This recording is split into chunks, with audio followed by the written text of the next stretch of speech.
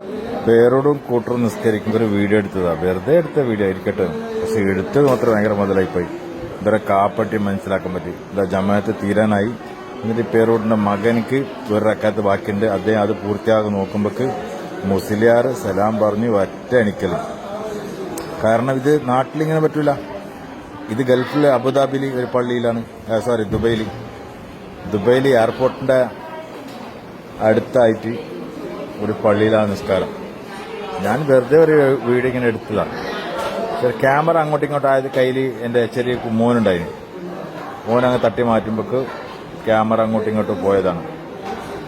ഇത് നോക്കി ഇപ്പോഴാ മൊയ്ലിയാർ ഇമാമ് നിൽക്കുന്ന ആള് സലാം വിട്ടാണ്. സലാം വിട്ട ഉടനെ പേരോടിന്റെ മകൻ ഒരു റക്കാത്ത് ബാക്കിയുണ്ടാകും.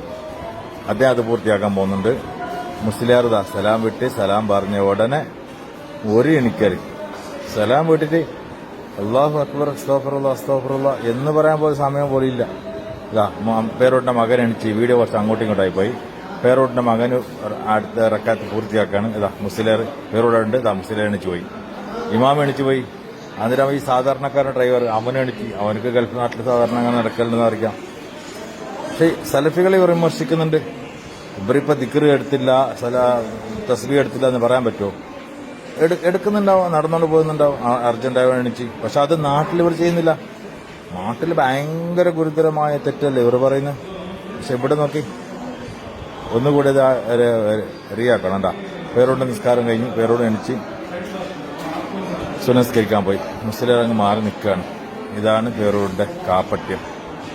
നാട്ടിലൊന്ന് ഗൾഫിലൊന്ന്. ഇത് നിങ്ങൾ മനസ്സിലാക്കി, സാധാരണക്കാരൻ മനസ്സിലാക്കിക്കോളി.